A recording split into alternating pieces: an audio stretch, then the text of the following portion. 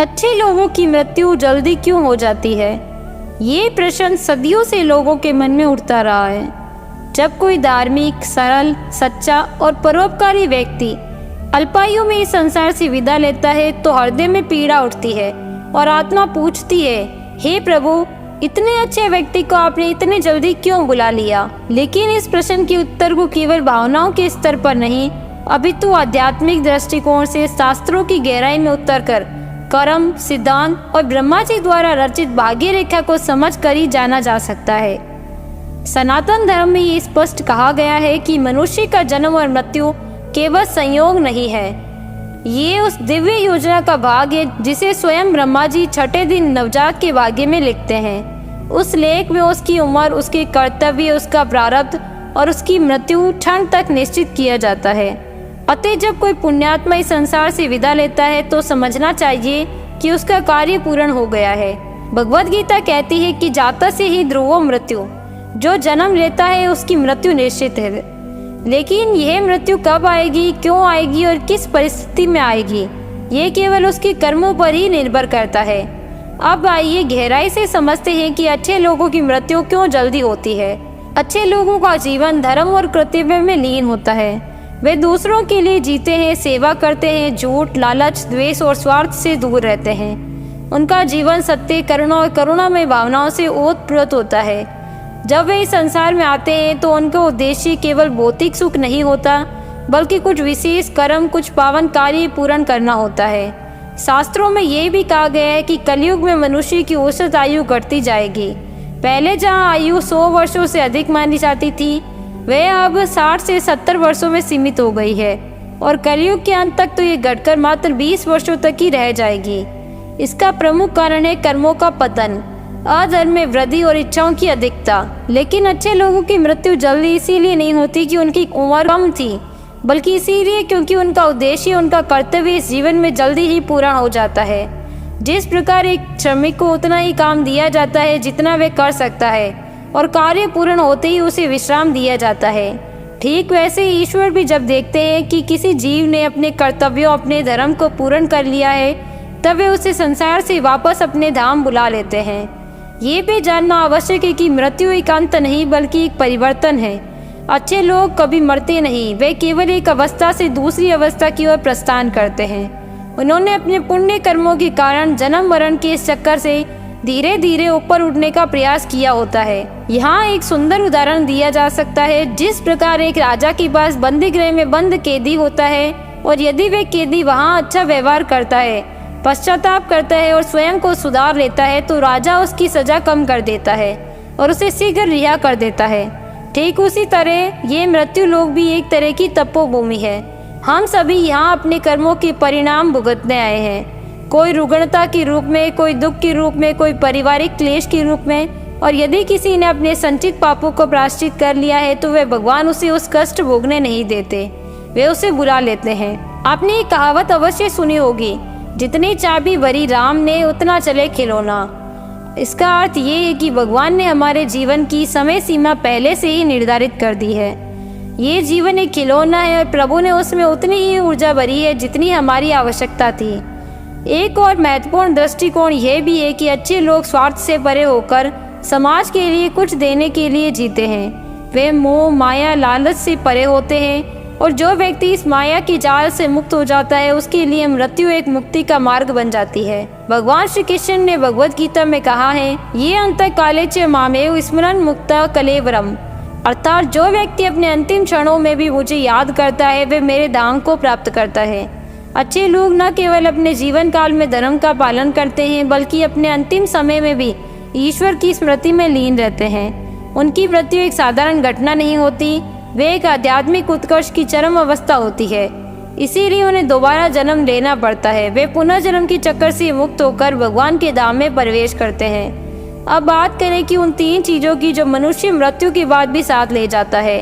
पहली है संचित कर्म, अर्थात वे कर्म जो आपने इस जीवन की और पूर्व जन्मों में किए हैं, ये तय करते हैं कि आगे आपको क्या भोगना है। दूसरी है स्मृति, यानी आपकी आत्मा में जो ज्ञान, अनुभव और संस्कार संचित हुए हैं वे आपके अगले जीवन के गुण धर्म निर्धारित करते हैं। और तीसरी है जागृति, जो आपकी आत्मिक चेतना है, जो आपको ईश्वर की ओर खींचती है।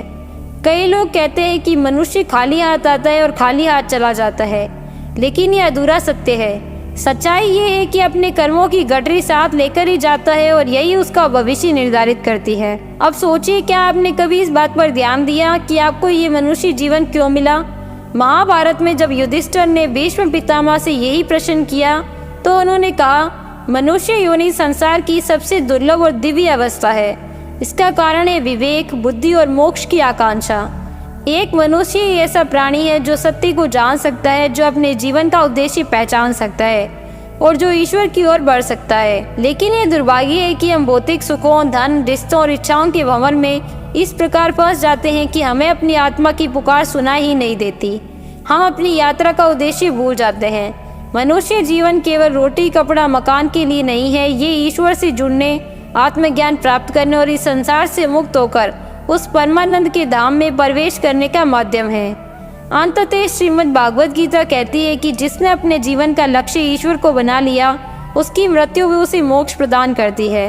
और यही कारण है कि अच्छे लोगों की मृत्यु एक सुंदर पूर्णता का प्रतीक होती है, एक ऐसा क्षण जहां आत्मा ने अपने लक्ष्य को पा लिया होता है। इसीलिए मित्रों, यदि आपने जीवन में कभी किसी ऐसे व्यक्ति की मृत्यु हुई है जो अत्यंत धार्मिक, पुण्यात्मा और दयालु था, तो दुख के स्थान पर गर्व करें, क्योंकि वे व्यक्ति अपनी यात्रा पूर्ण करके प्रभु के धाम में पहुंच चुका है।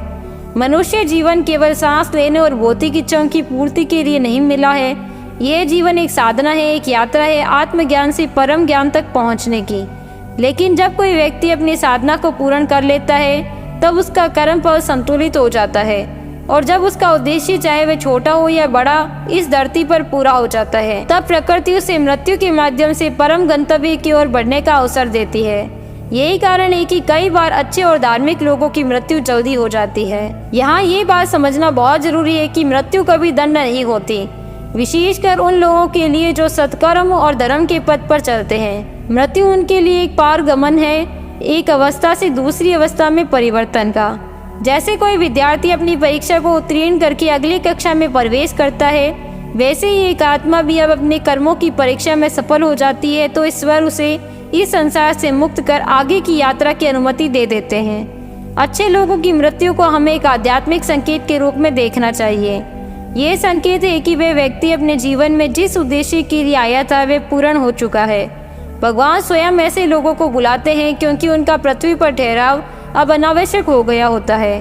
वे अपना जीवन संदेश छोड़ जाते हैं, अपने कर्मों की छाप छोड़ जाते हैं और कई बार ऐसे लोगों की मृत्यु भी समाज को एक गहन प्रेरणा देती है। ये भी एक गूढ़ सत्य है कि संसार में जितना बड़ा पुण्य होता है, उतनी ही जल्दी उस पुण्यात्मा की परीक्षा समाप्त हो जाती है। इसीलिए यदि किसी भक्त, किसी संत, किसी धार्मिक या सदाचारी व्यक्ति की मृत्यु शीघ्र हो जाती है, तो वे मृत्यु वास्तव में उनकी यात्रा का समापन नहीं बल्कि अगले स्तर पर जाने की अनुमति होती है। शास्त्रों में वर्णन आता है कि जब किसी महान आत्मा का शरीर त्याग होता है तो स्वर्ग के देवता भी पुष्प वर्षा करते हैं। ये केवल कथन नहीं है, ये उस दिव्य स्थिति का संकेत है जहां आत्मा सांसारिक बंधनों से मुक्त होकर अपने मूल स्थान परमात्मा की ओर लौट जाती है। अब प्रश्न यह उठता है कि यदि मृत्यु की तिथि जन्म के समय तय हो जाती है तो क्या हमारे कर्म उस पर कोई प्रभाव नहीं डालते?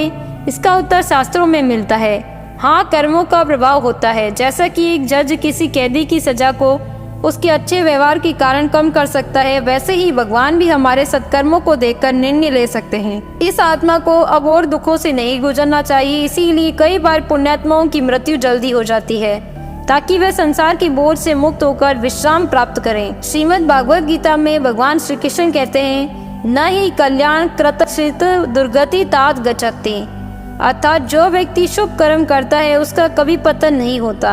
अच्छे कर्म करने वालों का अंत सदैव दिव्यता में होता है, चाहे वे शरीर त्याग जल्दी कर दे या देर से। एक अन्य गूढ़ रहस्य ये भी है कि जब कोई आत्मा बार बार पुनर्जन्म लेने से मुक्त हो जाती है, अर्थात मोक्ष की स्थिति प्राप्त कर लेती है, तब वे देह त्याग के बाद पुनः जन्म नहीं लेती। ये स्थिति केवल उन्हीं को प्राप्त होती है जो धर्म, ज्ञान और भक्ति के मार्ग पर अड़िग रहते हैं। यह भी देखा गया है कि कई बार किसी परिवार में जब कोई अत्यंत धार्मिक और अच्छा व्यक्ति चला जाता है तो उसके जाने के बाद परिवार में बदलाव आता है। कोई सांसारिक मोह टूटता है, किसी को आध्यात्मिक झटका लगता है, कोई व्यक्ति साधना की ओर प्रवृत्त होता है। ये सब उस दिव्य आत्मा के प्रभाव से होता है।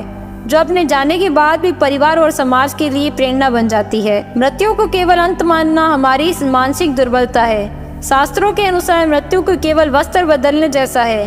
वांछासी जीर्णानि यथा विहाय नवानि गृहाति नरो प्राणी, अर्थात जैसे मनुष्य पुराने वस्त्र छोड़कर नए वस्त्र पहनता है, वैसे ही आत्मा एक शरीर छोड़कर नया शरीर धारण करती है। लेकिन जब वह आत्मा मोक्ष की पात्र हो जाती है, तब उसे नए वस्त्र की आवश्यकता नहीं पड़ती।